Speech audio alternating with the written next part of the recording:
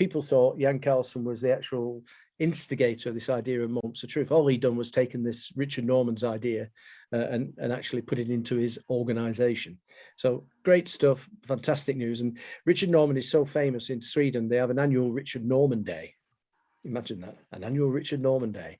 So that's how much he changed the way things got done just by that very simple idea of the moment of truth. Now, since that time, of course, moments of truth have evolved, as some of us will know. And there's a couple of links there on the screen you can see on the bottom left. 2011, Google came up with this idea of the zero moment of truth, or the ZMOT or ZMOT, depending on where you are in the world, which is the moment of truth that precedes all others. So any interaction with a customer, what's the first one? And as we were discussing this morning, potentially that could be a thought process. It's where the need arises. Now, particularly in a digital world, the idea of the ZMOT is very relevant. You sent them the list. Yeah. She said you must just take a picture of these ones. Oh, guys, is somebody asking a question? No, great. So that zero moment of truth laid the foundation for people thinking more methodically about moments of truth. And in turn, alongside moments of truth, people began to identify there's different types. There's person to person, person to system, system to person, system to system, person to a product or service, or a product or a service back to a person. So there's 6 different types. And with the process guys, we begin to drill down, and you'll see, as you'll see on day 4, we put these on dashboards, and you'll see some elements in the dashboard we don't cover off in the ACX for reasons I'll explain later. But at the same time, you can get down to a level of understanding with moments of truth, not only just where they appear in the customer experience, any interaction with the customer. And remember, if you're talking about a primary customer or a secondary customer or an internal customer, so it's completely scalable. So you can apply this thinking to that. So after ZMOT, a few years later, Google carried on with this thinking and came out with this idea of micro moments of truth. So what's a micro moment of truth compared with another moment of truth? In the method, the CM method, we refer to in-process moments of truth. Those are the ones that are in the experience. Micro moments of truth are where we drill down to a lower level, and you may sort of break out one moment of truth into several component parts. And I'll give you an example of that in a minute. But there's also, above the in-process moments of truth, we have the macro moments of truth. So let's start off with that one as an example. Years ago, we were working on a home loan project, trying to find the best way of doing sort of home loan lending and so on like that, or mortgage lending, depending where you are in the world. And so we got this customer experience on the wall, and then we set about people identifying the moments of truth in association with the experience. So we've got a room of like a dozen people. We go around the room, and Julie's got 21, David's got 19, Andrew's got 26. But unusual for this workshop, we actually had the CEO in the room. A chap at the time was called John Reed. And so we get to Mr. Reed, and Mr. Reed, how many have you got? And he said, I don't know why you guys make things so complicated. There's only 3 as far as I'm concerned. Sort of getting money in, moving it around, and giving it out. That's it. And we go, no, there's obviously more than that. And he goes, look, that's why I'm the CEO. You guys are just too detail oriented, right? But he was working at the macro moments of truth level. So you tend to see the strategic moments of truth at that level. The in-process ones are the ones that 95% of the time we'll all be working with within customer experiences and the associated processes of those experiences. The micro ones might be things like, so say for instance, I talk about Terry again, calling into the call center of the insurance company. So let's put ourselves in that place at the moment where Terry phones them up, right? So Terry phones insurance company. As an in-process moment of truth, that is a moment of truth.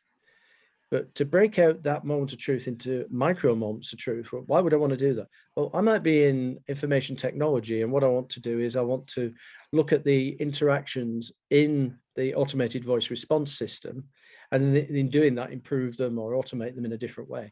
So I need a higher level of resolution than the in-process moments of truth. So I might, for instance, sort of see that one moment of truth breaking down into 4 or 5. So Terry finds the number. Terry dials the number. Terry navigates the automated voice response menu. Terry requests to speak to associate. Terry speaks to associate. So those micro moments of truth are actually embedded within that one in-process moment of truth. So, I mean, blinding you with science, we're just going to stick with in-process moments of truth for this next example. Seema, please. Sorry, Steve. Can you just let Sipiwe in? Well, I thought I did. Hang on. I think she's not in the room. It shows on my screen that she's oh no, back in the waiting room again now. Right. Of course, Zoom is getting more and more complicated as time goes by, with putting all these different sort of controls in place to stop people sort of hijacking the Zoom sessions. But in doing that, they're introducing more and more moments of truth, which actually get in the way of the flow, you know, of being able to do things. So you would think logically, if somebody has left the meeting, if they're already registered for the meeting, they don't have to be admitted again. We don't have to put them back into the waiting room again. They could just say, oh yeah, I've got my entrance ticket, and just come back in. So you start to identify improvements in all experiences once we know this particular technique. So Google's a good place to keep your finger on the pulse as these things evolve. And certainly in a digital world, our involvement in a number of projects through directly and also through our partners in terms of digital CX, is the technique I'm going to show you is sort of the linchpin of being able to really innovate the experience and then potentially re-digitize it if it was already automated. So let's get into it. Seema, you've got a question? Or is that still your hand up from? No. No. Oh, yeah. Okay. I'll lower it. So moments of truth. So thank you, Richard Norman and Jan Carlson, for sharing those with the world. Any interaction with the customer, they are, and this is what I was alluding to this morning, the cause of all work in an organization. Just let that sink in for a moment. So I reflect back on my sort of Lean Six Sigma days when we used to do root cause analysis, Ishikawa analysis, or fishbone analysis, as it's sometimes called. And we would kid ourselves that we were trying to find the root cause of the problem. And in doing that, fix the root cause rather than just sort of deal with the symptoms and the effect. Well, that was the old philosophy. Once you understand this concept, the moment of truth, you realize that all that work was just messing about with an effect. It wasn't actually dealing with any cause of work. So that's a bit draconian when you think about it. Oh my goodness me, were all those Lean Six Sigma guys wrong? And you go, well, no, in the context of what they were doing in terms of business evolution, that was fine. It got people to a significantly better place, you know, leaning things out, going the Toyota way, doing all those other good things, got people to a better place.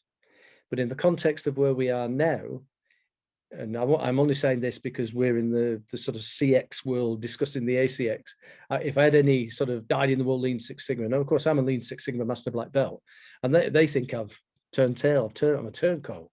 You've left and said, no, we need to evolve Lean to embrace these principles. It's not just a given that we always do it that way. So moments of truth, cause of all work. The kickback you'll get when you're proposing this is, so guys in finance will say, no, moment of truth doesn't cause my work. You know, when I'm doing budgets and stuff, that's caused by other departments having other needs. You go, the ultimate cause of all work for the complete organization, right, in all customer experiences, is the moment of truth. I'll come back to that one again in a minute. It's also said that for any customer experience / process that deserves to exist, there's an optimum number of moments of truth to deliver a successful outcome. So any of us play golf, we know that the optimum number of strokes on any one hole is a hole in one. Right? But golf courses aren't designed that way, are they? They have dog legs, they have sand traps, they have water, they have trees. So typically we'll say, well, the optimum number of strikes on a hole is 3 or 4, right? And we try to get it under that, so we're under par. If you go over that, you're over par. In the same sort of way, if we think of experiences in that sort of context, we could say for this experience as it exists, what's the optimum number of moments of truth to achieve a desired successful outcome? So having said that, in an ideal world, what is the theoretical optimum? Anybody want to share a guess of that? Ideal 100%. Well, the actual optimum number of moments of truth. So how many would we have? I think it's 3. 3. It's Yeah. like a random number, 3. No, it's actually 1. all right? Rather like the hole in one. One you've got- click. right? So it's one. If you can get it done in one. So the next time you're having your Amazon experience, right, and you're shopping online with them and that sort of a thing, if you're a Prime customer, a relevant process that covers that is the actual purchase process. So you've gone through and you've sort of thought, oh, I want a new smartphone. I'm always wanting a new smartphone. You want a new phone or something like that. And then you get to the stage where it's in your basket. When you press that button, it already has all the data associated with who you are, where you're from, your credit card, your delivery preferences, and so on like that. That's an example of taking a procurement process, a procurement experience, and achieving the ideal number of moments of truth, which is one. So in business, we're striving to get it down to one, because if we can deliver one moment of truth, we'll be operating at the optimum costs with the maximum revenue at the most improved level of customer satisfaction. So, but that is the theoretical. We know our organizations aren't designed that way. We've got IT systems, legacy systems, we've got people skill sets which are variable, we have processes that are convoluted, we have different mechanisms. But your role as an ACX master will be, for any one experience, is to define what's the optimum number of moments of truth now, next month, and next year, because it's an ongoing journey. It's not a one and done. It's not like we're going to fix the process into a steady state. No, we're not. We're going to continue to evolve and innovate innovation. So if you want to get onto, I've got a webinar series which is called Innovating Innovation, and it uses this technique I'm going to share with you now. When you find a moment of truth, you've really only one or two design ideas. One is to either identify actions which would remove it, and others are to identify actions. Well, it is only that one action: remove and eliminate. So you're not even going to, you can't improve moments of truth. You have to get rid of them. That's the innovation approach. All right. So you go, oh, Steve, how could we get rid of our moments of truth? Let me show you. Any questions so far, guys? Steve? Yes, Jeanette. Just a quick question around, if I consider the difference between, obviously eliminating moments of truth is great as a client outcome, balancing that against kind of business outcomes where they actually want more moments of truth because they want to interact more with their client. How do you counter that? Right, you've got to say is, and typically, I know where you're coming from though, you'll get sales guys who have an immediate negative reaction to actually reducing the number of moments of truth. And they will say, we need more interaction so we can get better understanding of our customers and make sure we get more sales. For instance, that's one example of it. And what you've got to do is you've got to kick back at that point and say, no, for any experience that deserves to exist, what is the optimum number of moments of truth for us to deliver the successful outcome? No more, no less. What is the optimum? Now, for different customers who have different needs, what might be the optimum for me as a category customer might not be the optimum for you. And people in the process world get screaming abdabs now because they go, oh my God, that's going to mean we'll have several different variations on the same process. And you go, no, it's not several variations on the same process. It's different ways of achieving the end result of the successful outcome. So there's always that sort of initial pushback because, of course, moments of truth are related to people's roles and jobs and the work they do in an organization. But for you, think of it from that consumer's point of view and think about the cinema experience again, going to the movie theater experience. There's an optimum number of moments of truth to go through, getting the ticket, actually getting there, having the experience in the cinema and returning home afterwards, right? So we can figure out what are the optimum number of moments of truth. Our constraint at the moment will be the way we've built things in the past.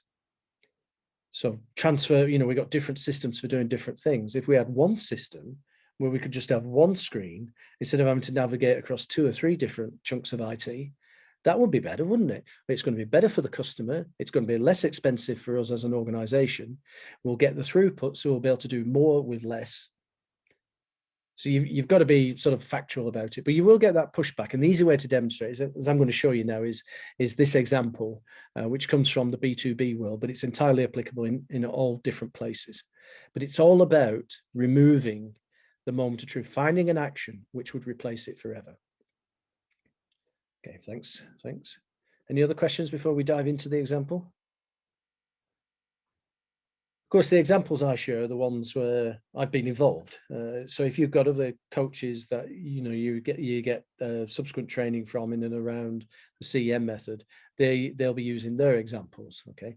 From your point of view, if you subsequently want to go and become an ACX mentor and you go up to that level, initially you can use the stock standard examples like this.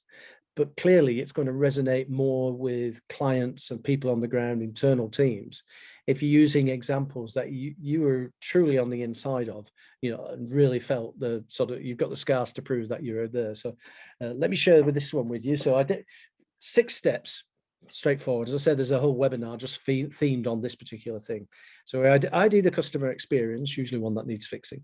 Document the moments of truth, and I'll show you how we do that. Determine the actions that would eliminate those moments of truth. Assess the value of those actions. Create a new experience, and then migrate the old to the new. 6 simple steps. You don't need a degree in rocket science or an MSc in computer science to actually be able to do that. So identifying a customer experience, and the choice is enormous, isn't it? It could be experiences with issues. Somebody's identified they've got problems in this area and need fixing. Experiences that need modernizing, experiences that are mission critical, experiences that are part of a strategic change initiative, and experiences that are out of control. That's just a few. And Michelle mentioned this morning a digital CX program. So I will be applying this technique in that context. So we're going to digitize our customer experiences. So how's that going to look? Well, let's look at an existing experience. Let's take it through the innovation approach. And as I say, you might see this called Apple Innovation Approach, but about 4 years ago, we were able to drop that and just call it the innovation approach. So find an experience that, having identified it, needs fixing. So we then set about documenting. And again, I'm going to show you in a minute. Simple and straightforward for those involved. The only concept people need to understand is what is a moment of truth. So if you're running workshops, virtually or physically, once you've explained to people that any interaction with the customer is a moment of truth, it depends on who your customer is, primary, secondary, internal, but any interaction with the customer is a moment of truth. We can write it down, we can attach numbers to it. It's inclusive of the whole organization. So it's not just the bastion of people who understand customer experiences or process, or indeed, they don't even have to understand outside in to be able to just identify these interactions. It's very quick and effective. So whether we're doing this physically in the room or electronically, as I say, I'll show you that on day 4, whether we're doing it virtually, whatever whiteboarding technique we want to use, this lends itself to that as well. It's very simple. And it can be undertaken, as it says, remotely, which has been, very important. One of the trends that we've seen is where people do have an opportunity to go back to work after COVID. It's actually making more sense for large parts of those organizations to carry on working remotely. There's a need for human interaction oftentimes, but that's a different challenge compared with the ability to actually configure and work remotely. So that's useful in the context of this technique. So here we are listing, we call this the POF-doc, the points of failure document. And why points of failure? Well, every moment of truth is a point of failure. It's a place where things can and do go wrong. So even though it might be the ideal moment of truth and it's only one, it's still a point of failure. It's still a place where things can and do go wrong. So that's why we called it the points of failure document. And that's, I think, since the start of the method, we've used that sort of description, if you like, POF-doc. So we list the moments of truth out. Instead of listing them left to right, we list them top to bottom, as you can see. So list all the moments of truth out from top to bottom. Now, here's where the smart stuff starts, is we're going to determine actions that would eliminate the moment of truth forever. So let's remember, moments of truth are the cause of all work. Right. Within the CEM method, this is where we begin to talk about connecting the dots, because once you move to a future state experience based on the work you're going to do in a moment or two, it will do the sort of thing that we talked about with Swedish Hydro, eliminate 17 of 21 chunks of IT that weren't contributing to the successful outcome anymore. They might have done in the past, but they're now not required anymore. And then some actions are obvious and some are off the wall. So let me give you the technique for the actions. You're going to start with the lowest moment of truth. So we're going to start at the bottom. Now, some of us might refer to this as working backwards. I don't know who would do that though. So we're going to start with the lowest moment of truth. So in a timeline, this will be the last thing on the timeline, right? The last interaction with the customer, all right? And then what we're going to do is we're going to work our way upwards towards the beginning. Right? And as we work our way upwards, we're going to find an action which will eliminate each moment of truth. Once you've described an action to eliminate, and I'll show you some examples in a minute. Once you've described an action to eliminate it, right? You then move to the next moment of truth, but you must find another unique action to eliminate it. So if, for instance, I had 25 moments of truth in my experience, at the end of doing this exercise of identifying actions to eliminate, I will have 25 actions to eliminate. You can't use one action to eliminate several moments of truth. The task in hand is to find an action which will eliminate each discrete moment of truth, starting at the bottom and going up. Why do we start at the bottom and go up? Why do we start with the last one? Well, we so often think of all our methods and approaches and IT systems go from the left to the right and the top to the bottom. And helping people break out of that straitjacket involves that if you start with the last thing that you're doing, you won't come up with, simple, straightforward solutions straight away, as you would do if you started with number 1, number 2, number 3. You start to and when you see the dynamic of this in running a workshop, is what you'll see is people will find easy actions very quick and they'll put them on there, and then they'll think to themselves, oh, I can't use that action again. Is there another action I could do instead of that one? Because I want to use this one to eliminate that moment of truth. So I'll just check the chat room. So good question, Jeanette. Why can you not use an action that takes out several moments of truth? The task in hand forces you to find a discrete action which would eliminate each moment of truth. So if I have 25 moments of truth, I'll have 25 potential actions. And then, as you'll see with the technique in a moment or two, I'm then going to look at those actions which give us the biggest bang for the buck, which will give us the biggest return. And then we're going to craft a future state customer experience around those actions. So let's think about, while we're on this screen, let's think about how Apple were doing this. So taking the Nokia N95 and asking questions like the mini little experiences like, I want to phone Jeanette, right? So, but I can't remember her phone number. So I've got to go and turn the phone on. I've got to navigate through my my contact database, got to navigate that, go and find Jeanette. Having found Jeanette is then press the call button. We still say dial Jeanette, don't we? But we press the button and it goes away and dials. To do that particular action on a Nokia N95 required 8 or 9 moments of truth. So what Apple did was set about the task about saying, how could we eliminate them? How could we remove those moments of truth forever? And people will say, my goodness me, wasn't that an innovation? The world's first smartphone, the iPhone. And you go, well, in the sense it's an innovation in terms of usability, but all the technology that went into the iPhone already existed. The touchscreen technology, Hewlett-Packard had invented that in the 70s. The design had been invented by, Palm way back in the 1980s. So there were all features of this thing which had been invented technically before. The difference was Apple were now inventing something from the outside in. They were doing it through this process of elimination. Process people want to eliminate moments of truth with one action, but that's not the task in hand. It's what I say to people is, look, just stick to the task in hand and you'll see the reason why once we get to the result. So any more questions on that screen before I move on and show you the example?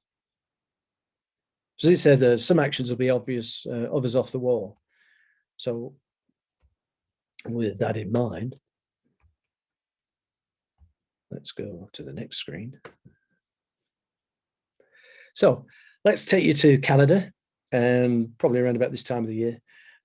I could take you to David's place in Lake Ozark because it happens there occasionally as well. And one of the frequent problems, less Lake Ozark because it's a long way from the sea, but if you live close to the sea and you're in the northern part of North America or Canada, or I would say in the southern part of South America down Tierra del Fuego way, what you can get is you can get rainstorms, but the temperature at ground level is below 0. And so as the rain falls onto surfaces, it does stuff like this. It freezes solid on impact, and they're called ice storms. And particular ice storms can be really, really destructive, especially if you work in, for instance, the say power distribution business, right, where the rain falls, it lands on the power lines, the ice builds up, and then eventually everything just snaps and falls down. So the moment of truth we're talking about in this context for a customer is the power goes off. That's a real moment of truth, isn't it? And if the temperature outside is -20, all right, then that's a big problem because you probably lost your heat and your light at the same time. So it's a critical problem. It's also an enormous problem for power utility companies because periodically when these things come in, they destroy lots of infrastructure. And you may, for instance, start to think about, well, what could we put in place which would eliminate this moment of truth? How can we stop the power going off? So some people have ideas about, well, we could put all the electricity cables below ground. Challenge of doing that in Canada is Canada's the second largest geographic country in the world, right? So it's a big place to put a lot of power cables. Plus, it's also very marshy and boggy. And if it's not marshy and boggy, there's permafrost. So you have all problems with that. Your next idea might be, well, we could equip all our customers with generators. So if the power goes off, bingo, we're switching the generator. That could be very expensive, couldn't it? You know, there's 20 odd million people in Canada. And if you're the power company in, say, British Columbia and Alberta, then, you know, you have several million people to provide generators for. It's very expensive. So here we are, we're in the room and people are coming up with different ideas. And as I said, some of these ideas might be quite wacky. So, I mean, I'm just moving my screen real estate again, so bear with me a moment. Let's put that over there. So as we're thinking of different ideas, and it's like a group exercise, what I tend to do is get the moments of truth on the wall, and then have everybody come up with at least one action for every single moment of truth, and then bring everybody together around what actions have you come up with, and then, you know, we'll eliminate the duplicates, and then we'll come up with one common action we can put against each moment of truth as we sort of work towards the top, work towards the beginning. Did I see somebody asking a question then? No? Good, good. So you'll get some wacky ideas about eliminating them. So for instance, the ideas that you're coming along, you'll get the first few out of the way, which we could eliminate the moments true. Now the power going off one, they'd use some of the good ideas that they might do, like a generator or cables underground, but they'll be too expensive. And then this guy says, oh, I've got a good idea, bear with me. But he was known for telling stories, right? So everybody goes, oh. And so he's going to tell one of his stories. And he says, yeah, I'm going to tell you a quick story, but bear with me. He said, at certain times of the year, I go backwards hunting. So I go out hunting for ducks and all that sort of stuff. And occasionally he said it's happened to me 3 times actually. Occasionally when I'm hunting in the backwoods, and especially in springtime, the bears are waking up, the grizzly bears are waking up and the brown bears are waking up, and they want to get something to eat. So you're naturally their lunch, so they'll chase you. Now, you can't outrun one of these things, he said. And everybody's going, where's this going? James, tell us where it's going. He said, no, bear with me. He said, they chase you. He said, you can't outrun them. He said, and you know, you could stand there and try and shoot them, but these things are big, right? He said, the only way to get away from them is to climb a tree. But of course, bears are good at climbing trees as well, right? So what does the bear do as you climb the tree? It follows you, climbs the tree. But bears are usually bigger and stockier than we are. So after a period of time of climbing the tree starts to become unstable and starts rocking from side to side. So what does the bear do to get you out the tree? What would you do if you were a big bad grizzly bear?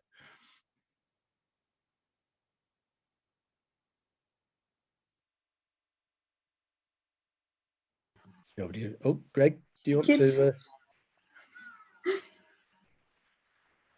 What did you say, Stephen? Shake it. Shake it.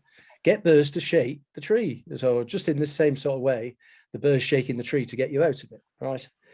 So this guy called James, not James Dodkins, another James. This guy called James said, so what we could do is if we know there's the weather forecast and it says there's an ice storm coming in, we could go around to all the pylons and all the electricity towers and things like that, tie chunks of meat to them, and the bears would come along, and to get the meat, they would shake the pylon.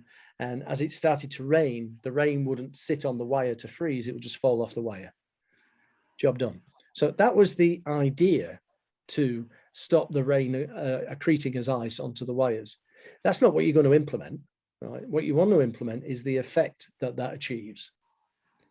So what this particular power company did is they have to go and visit all their installations at least once a year, you know, sort of safety aspects and stuff like that. So they know they're going to have to go out to all these installations anyhow. So there's no extra cost associated with doing this. They then created a little, what they call the little black box. And inside the little black box is effectively a thermometer, which when the temperature drops below 32 degrees Fahrenheit, 0 degrees centigrade, and the humidity increases to 100%, the little black box draws power from the cable and gently vibrates. So much so that the rain doesn't accrete on the wire. So we've implemented that effect of birds shaking the tree, doesn't fall on the wire. And in the 5 years now, was it 6? It's coming up to 6 years now since they've implemented this. They haven't had one single outage as a consequence of an ice storm. Right. So isn't that an amazing result to get? So when you've got people in the room and you're thinking about this sort of idea, is don't dismiss the wacky ideas. Frequently in India, we'll teach elephants how to dance. Right. And if you've been to India, you know there's lots of elephants, and some are circus elephants still, but there's some solutions you can come up with which are about teaching elephants to dance. Well, we're not going to do that. We want to implement the effect of elephants dancing. Right. So the idea itself might be unrealistic. How many grizzlies would you need? Mature outside-in companies also use this as a mechanism for actually winning the Triple Crown. So what they're able to do, for instance, by installing that little black box in that, and the cost of the actual thing was like $1.50 in Canadian dollars. So it's less than a dollar US. I don't know what the exchange rate is today, but like a single dollar for each installation. Well, as you know, the cost of those outages, not just in human cost, but in infrastructure costs, could be massive. So there was a huge saving there. Did that represent a better customer service? Well, hell yeah, you know, customers didn't know, power didn't go off, right? And then what about increasing revenue? Well, if the power hasn't gone off, people carry on consuming it, especially when it's really, really cold. They've got the heater turned on high. So that's the sort of value of it. So here's another couple of examples. Teleport food from store to home. So you can probably guess who this was. And of course, the teleportation technology exists at a quantum level, but it's not at the atomic level yet. All right. So it would be, if you could implement teleportation, it'd probably be really expensive anyhow. But one of the ways of achieving the same objective, not quite as finessed, is to have drone delivery. And as many of you will probably know, that's live and in action in several parts of the world already. In the UAE, for instance, they use drones to deliver organs between the different hospitals. Traffic in Dubai, for instance, can be an absolute nightmare. And even though the sort of road systems are like 12 lanes wide, you're in the middle of a desert and there's only so many roads. So all the roads get really, really congested, you know, in the city. So they use drone delivery to send human organs from one hospital to another. They're also installing drone delivery for, Amazon did a calculation on this. It's something like 88% of all parcels can be delivered by drones. So in Cambridge here in the UK, for instance, they ran a pilot scheme a couple of years ago and it's live now. That's how they're delivering postal services and stuff. And there's some examples in the videos of the patents that have been filed, so that, for instance, the storehouses, the warehouses could be attached to blimps at 40,000 feet in the sky. And the drones will fly backwards and forwards between these blimps, right, delivering all the goods, and then they're replenished by other drones, and they're fully automated. And if you think that's weird, they've already done it. They've already trialed it in Costa Rica. They use Costa Rica, and 40,000 feet is above the weather. That's the reason why you need it up there, so that your blimps aren't getting blown all over the place. So conditions at 40,000 feet are relatively sort of stable compared with below, as you've been in an aeroplane. When you get the buffeting, pilots will frequently say, "Oh, I'm just going to go up another couple of thousand feet to get above the weather," and that's what they do. Another example there: closed down stores. Implementation use centralized warehouses. So you'll see in this B2B example I'm going to share with you now. That centralized stores was about getting your customers to actually store your product for your other customers. So little ideas like that start to surface. So I'm just highlighting. On the right-hand side, you'll see there's another column there, and it says value created. And this is how we're going to be able to differentiate between one action against another action by the value that it creates. And the SCR stands for service, cost, and revenue. And there's a plus factor as well. Service, cost, and revenue are given in whatever you're doing. If you've got customers, service, cost, and revenue, you've got clients. And I like working with the IRS one time, Internal Revenue Service in the US. And I was talking about this as part of the pitch at the start. We talk about the only reason for doing any of this is that it wins the Triple Crown. But what's the Triple Crown, Steve? It's the ability to simultaneously grow your revenues, reduce your costs, and enhance your service. And one of the directors said, yeah, we're not bothered in that revenue thing. So what? How can you not be bothered in the revenue thing? It's your middle name, IRS, right? And they go, no, it's just a given. The government allocates us a certain amount of funding every year. So even though we're moving to zero-based accounting and stuff, they'll still allocate the funding. So we're not actually, well, we are trying to increase it, but we're, growing our revenues is not going to be desirable. So I said, well, you don't get the money from the government, do you? And of course, somebody else in the room says, well, ultimately it's the taxpayer. And I go, well, as a US taxpayer as well, I'm really concerned about how much money it costs to actually run your service. Because I get this whole idea that we need to be taxed, but we want it to be fair and equitable. So even if you're not wanting to grow revenues, I want you to be able to do more with the same amount of revenue year on year. So, if we balance that out, you are interested in the revenue. So service cost and revenue. Did I see a question popping up then, guys? Yeah. Yep, that's great. Seema mentions Ethiopia is using drones to deliver blood and platelets and plasma, etc. Yeah, that's great. And in some of those areas which are off the beaten track, if you like, they're inaccessible and difficult to get to. One of the applications of this I saw 2 weeks ago was the delivery of vaccines to remote areas in the Amazon jungle.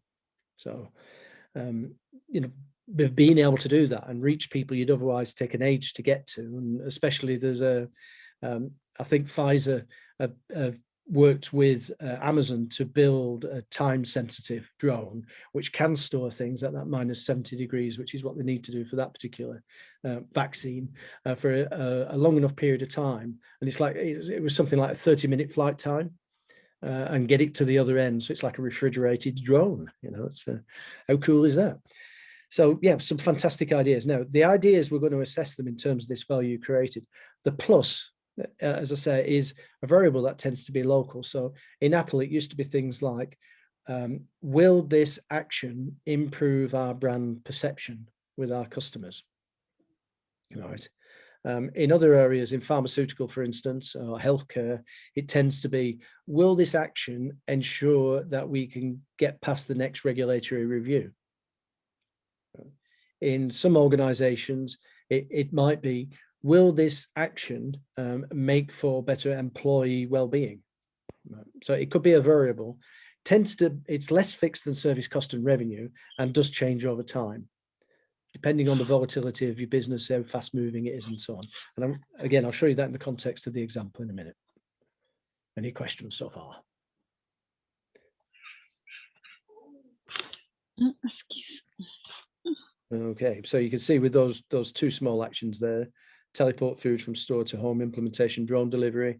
Well, that's going to improve service, that will reduce cost, that will grow revenues, and it's going to reinforce our brand image. So that gets a check mark or tick wherever we are in the world, whatever phrase we want to use. Using centralized warehouses, will that improve service? Well, possibly not. No, if we want to close our stores down, that'll be a detriment to customers who like to go to stores. Will it reduce our costs? Yeah, of course it will. Yes, that centralization thing. Well, will it improve our revenue? Well, not if we're going to lose customers.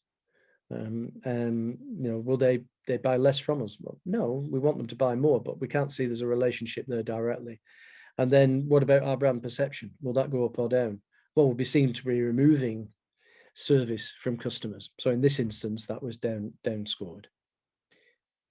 So here's some other examples. Did I have, no, I'm teaching the elephants, not on that one. So you can see here across 5 moments of truth and across value created, the action to eliminate proposal, right? That's not necessarily how you would do it, but the action to eliminate proposal, you put in there, and then the action to do, you would write underneath. So birds shaking trees would be install black boxes on the top of the electricity pylons. Any questions before I show the example? So those are the principles behind it, pretty straightforward. And having identified the value created, we can identify which of the actions are going to give us the biggest return, the biggest bang for the buck, which is going to be Triple Crown Plus, isn't it? Right. So as we can see, there's 2 of them there. So what we would do is we'd ask ourselves the question, if we took those two things and they were inclusive, they would work together, can we craft a new experience around those two things which deliver the successful customer outcome? So if the actions are compatible, put them together. Sometimes you'll find that they're not compatible. So I'll go back to one in the retail environment where there was one was do drone delivery. The other was get the customer to come and collect from the store car park, car lot, right? And those two wouldn't hang together very well. They were going to create different experiences, in which case you can produce several experiences, several potential future state experiences. We also have this thing that I've just introduced there, and I didn't mean to, but I left it on the slide when I meant to change it. We want to understand the magnitude of the change. So we have something called the disruption factor. And the disruption factor is a calculation which allows us to say the before and the after in terms of the process. So we would take our moments of truth and then we do a disruption factor calculation. So why did I leave that one in there? That was Progressive Insurance. We'll come back to that one. Right, so here's our disruption factor table. So you can see on the bottom axis, we've got moments of truth, right? And on the left-hand axis, we've got this thing called the disruption factor. And as you can see across this, there's various statuses. The more you are to the right, the nearer you are to the death spiral, the more hopeless it is. The more you are to the left, and for the ideal theoretical process, that experience that deserves to exist, with only one moment of truth, you will be in that sort of ideal condition. And we have a calculation we can do to work out what is the disruption factor. And the example I'm going to show you started off with 27 moments of truth and went down to 6. And in that context, that's a massive shift from being in a chaotic condition, chaotic experience, to being in an ideal world. So this goes back to that point I was talking about, is for every experience that deserves to exist, there's an optimum number of moments of truth to achieve a desired successful outcome. Well, what is the optimum? Well, the optimum for the organization I'm going to show you now was 6. Now, interestingly enough, the more we are to the left, so in ideal and optimized, the more disruptive we will be in our respective marketplaces. Right? The more we are to the right, so like 13 moments of truth or more, the more negatively disruptive we are to ourselves.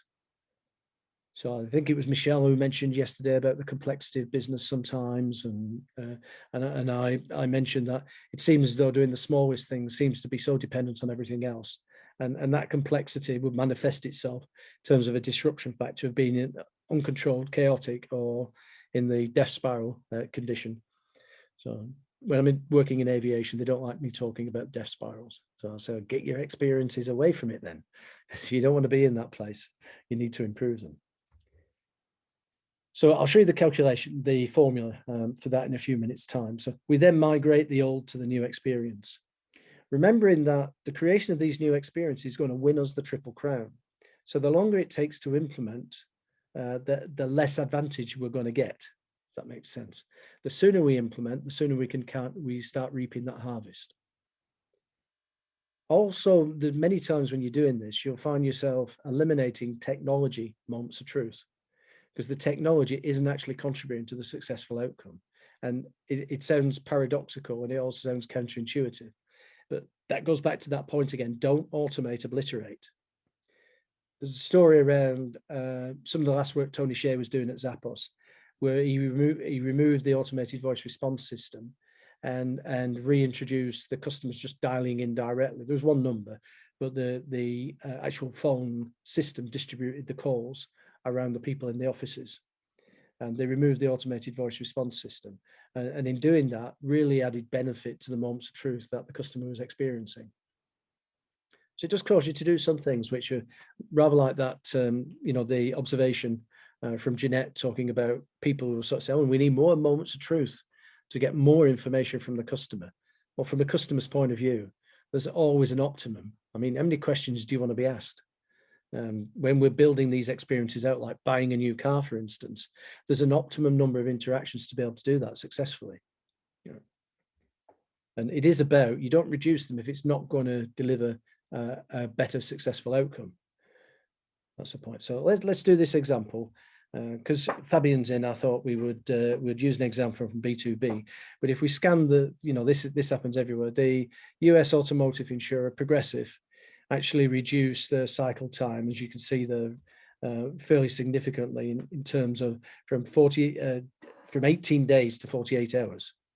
And that was processing a claim and getting the car back to you. Large pharmaceutical, this predated the pandemic. This was actually Gilead Sciences. So they took a 9-year development cycle to get a vaccine. And this was 10 years or so ago now, down to 6 months. And yet between then and this pandemic, whenever we were in a pharmaceutical company and we were talking about that as a case study, and as I said, it's been published twice in Bloomberg Businessweek, whenever we were talking about this, yeah, but we're not a Gilead Sciences. We could never do that. And people will hide behind that sort of sofa, if you like, say, no, no, they're not like us. They deal with chronic illnesses. We don't do chronic illnesses. But only to realize, of course, with the pandemic, that this way of thinking is not just for the privileged few. This way of thinking can be deployed in large organizations. So the venture capitalist here in the UK, and I think there's a photograph pops up later on, me stood outside number 10 Downing Street with our co-founder from the BP Group, is when we were talking to them about applying this technique within places like the National Health Service, and how much it's going to free nurses' time so that they can do more meaningful things. And that was pre-pandemic, of course. So fast-moving retail environment, cycle time 2 days down to 2 hours, and the hospital nurses' time one. With the trust that we were working with, it was here in the UK, and the trust that we were working with, we did some calculations for how much time in acute care does a nurse actually spend with a patient on a daily basis, right? And awfully, it was 40 minutes in an 8-hour shift, right? And now it's 5 or 6 hours. And we might sort of say, well, my goodness me, why was it only 40 minutes? Because of all the other things the nurses have to do, all the administration, all the drugs dispensing, all the team meetings, all the management briefings, and so on like that.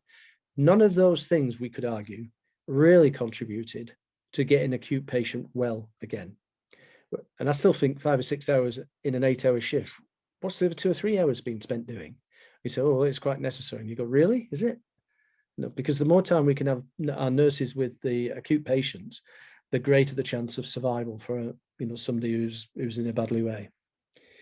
And then that one I mentioned with Raj earlier on, in a local authority in Australia, by applying the technique I'll show you the example of again in a minute, is they reduced the points of failure in one customer experience from 44 to 8 and released all the scarce resources that were tied up on the 44 and then delivered a critical service in hours rather than weeks. You can go away and do this tomorrow. It's as quick as that.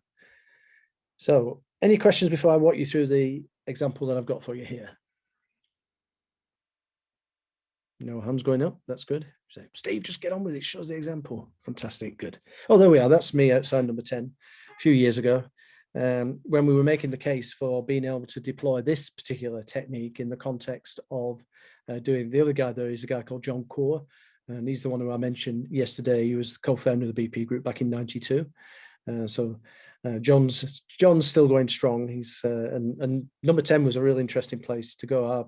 Our colleague who at the time was the head of security there, who got us in and managed to get us in front of the cabinet so we could talk to them about the old innovation approach. So it was quite an interesting day. But so that was before I grew whiskers. But there we go. So here we are. This is a B2B. Based out of, they're actually a Danish company, but they're based out of Iowa in the US. So that's where we did the initial work. And it doesn't, again, if you read across it, customer identifies need to order a product. What they basically provide are pneumatic equipment, engines, parts for engines and things like that, that go into big machinery like Caterpillar and JCB and things like that. They work with road tech companies, so people who put asphalt on roads, who build interstates and all that sort of a thing. So a customer has a need for a particular part, or it could be an engine or something like this. And this is, if you like, the procurement cycle. So 28, 29 moments of truth, as was. So number one, identify the customer experience that needs fixing. This was the most costly set of experiences for the people that they work with in the supply chain. And in this instance, when we're thinking of customers, they're actually internal customers, because we think they're internal to the customer experiences. And the actual primary customer was some 10 steps away beyond, some of the partners and distributors and all that sort of thing. So we apply the technique, documented the moments of truth, create the POF dot, right? And as you can see, the moments of truth, 1 to 28 there. Actions to eliminate, so identify an action to eliminate. So these would be the things you would implement. Some of the ideas that came up, like birds shaking trees in the power company, they don't appear on this document, because what you do is, as soon as you've actually got the effect we want to create, put that in there instead. Otherwise, people will think you're smoking the wacky backy again. And then the value created column, service cost and revenue. And as you can see, there's an N and an A there. And on the lower right-hand side of the screen is what N and A stand for. Does it meet a need, and is it achievable? Because sometimes your actions aren't immediately achievable depending on the priorities of the organization. So as you can see, what they did is grade every single one of those actions is different. Each one would eliminate the respective moment of truth. And each action creates a certain amount of value across Triple Crown, NA, so service cost and revenue, and NA was the plus factor, if you like. There's other things you can tabulate on this, but basically you're going to go through it. Some people will ask the question about the quantification of it, and you go, no, at this stage when you're doing this, you don't need to get down into that level yet. You just want to know that it's going to move on the Triple Crown. And will it move successfully across service cost and revenue, or is it just one element of them? Having done that, what you can then say is which are the ones that give us the best return. So we identify those ones. And as you can see, number 6, number 12, number 16, and number 28. And I'll just share with you number 12, eliminate rush surcharge. What this company were doing was saying to customers, look, it's a 6-week cycle time from the time you order to the actual receiving the order. And oftentimes, some of these machines are critical to whatever the sort of partners are doing. So they said, look, you can have a rush order. And if you have a rush order, it will take a week to actually get it to you. But you have to pay for that, of course, but it's a rush order, rather than take the 6-week cycle time. So they implemented this system. A few years ago, this company was hemorrhaging cost. So one of the controls that they put in place was that every rush order needed to be signed off. Because even though the customer is going to pay for it, before the customer pays for it, it's got to come out of somebody's budget. Somebody has to pay for the air freight and the shipping charges and so on like that. So they introduced this sign-off, right? Have a guess how long it took to do the sign-off? 4 weeks, right? Because it used to go through all these different levels. So customer, it's going to take 6 weeks. Oh, no, I need it in a rush. All right, okay, let's do that then. Let's get the wheels turning. And then you still have to wait 5 weeks, right? So one of these things was, let's eliminate the rush surcharge. Let's just get it out the door, because the cost, and I mentioned this earlier when Fabian was indicating about some of the strictures you have to go through. The cost of running procurement like that was not inconsiderable. And whilst at the time it was introduced, it did save cost in the short term, so it improved cash flow, right? It had just been forgotten about. So it had appeared in the third decade of the 21st century, and people were scratching their heads going, well, the rush surcharge, why would we eliminate it? We get money from customers for that. And you go, these customers are really dissatisfied. They have to wait nearly as long. Do you think you're putting yourself in the right place to actually do it? And coincidentally, one of the things we found with this was there's something in there about adopting the Amazon model. Yeah, accept PO at the time of need, an Amazon model. And I'm going to show you what the future state looks like. Naturally, these guys said, we're not an Amazon. You go, well, who's an Amazon? They have the North Star. It's just a collection of people who are aligned to the same objective. Bang, bang, bang. And we said that. And there was a discussion that took place in the first week of doing this review. And I was in this workshop. And so I said, so what's the quickest time a customer could get an order? And they said, well, if they go the rush surcharge way, it's a week. And then you go, actually, we've done some measurement of that, and it's 5 weeks. Oh, why is it 5 weeks? Well, there's all these sign-offs. Oh, right, okay. Okay, well, it's still a week. Say we could do it in a week and get rid of all that other stuff. It's still a week. And I said, why couldn't you do it tomorrow? And they said, well, no, we need to fabricate, we need to build, we need to do this and this and this and this. So even on a rush surcharge where we prioritize it and push it through the production line, it still takes a week. And so I was curious about this. So on the following evening, I went on Amazon and I put the part number in. Bingo, the part pops up. I could order it and have it delivered tomorrow. So, of course, what did I do the following day? I go in and I sort of say, there are some people out there who can supply your parts the following day. course, they're incredulous, aren't they? No, nobody could do that. You couldn't possibly do that, right? And so I bring up the Amazon screen and I actually show the part. And of course, they're going apoplectic. Who the hell's doing that? Of course, what one of the distributors was doing was forward thinking and forward ordering lots of a commonly used part that would normally take, minimum cycle time of a week, usual cycle time 6 weeks, pre-ordering them and putting them up on Amazon and just telling their customers to go there. So they were still getting the benefit from it. But of course, it goes to that point where you think, look, from the time of starting to build to do that, why don't we pre-build? And what you come up against then are principles in lean, like just-in-time building. And those principles might have been good in the industrial age, but in the customer experience age, you really have to challenge them to make sure that they do contribute to a successful customer outcome, because if they don't, we want to stop doing that. Any questions? And I'll show you where the guys took it to. Steve, I have a question. Yes, please, Jeanette. So I suppose the first thing is obviously you're aiming for the Triple Crown, which is why we've got 6, 12, 16, and 28 highlighted. So I actually have 2 questions. The first one is, what do we do with all the other ideas? Do we just throw them out? The second question I have is about line 20, where you've got build to stock. And we've got definite yes under, service. We've got a definite yes under revenue. We've got a yes to need. It's a medium in terms of it being achievable. But obviously, there's a dash for cost because we're not 100% sure, whether or not it would have the impact. Would it not form part of the consideration set? It would be the next one. Or do you just kind of throw? Okay, so is this like a waterfall approach where we do the top things first and then we come back and reinvestigate the rest? Yes, but avoid the trap of assuming that some of those other things that are still on there will be done in a future state. Because the next stage, and I'll answer your question number 1 is, what does the future state look like? So can we craft a future state using those ideas, those actions to eliminate? And this was the future state that they crafted. Now, to the point about some of the other things that are on there, a lot of those things just went away.